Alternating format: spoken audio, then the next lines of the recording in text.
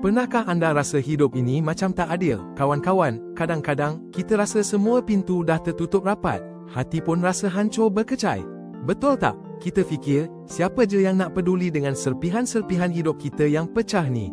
Rasa kosong sangat, rasa keseorangan, macam tak ada sesiapa pun yang betul-betul faham apa yang kita lalui. Tapi, jangan risau, ada berita baik untuk anda. Dalam kitab Rut, ada satu konsep yang indah sangat dipanggil penebus yang terdekat. Ini bukan sebarang penebus, tapi seorang yang ada hak istimewa untuk datang menyelamatkan, menebus balik segala yang hilang. Rut pasal 3 ayat 9 ada tulis, "Tolonglah bentangkan sayapmu ke atas hamba-Mu ini, kerana Tuanlah penebus yang terdekat bagi hamba." Ini janji kasih yang nyata. Ya, betul tu, kita semua ada penebus kita. Dia sedia untuk membentangkan sayapnya ke atas kita, melindungi dan melunaskan segala kesakitan dan kekosongan. Anda tak perlu pun harungi semua ini sendirian.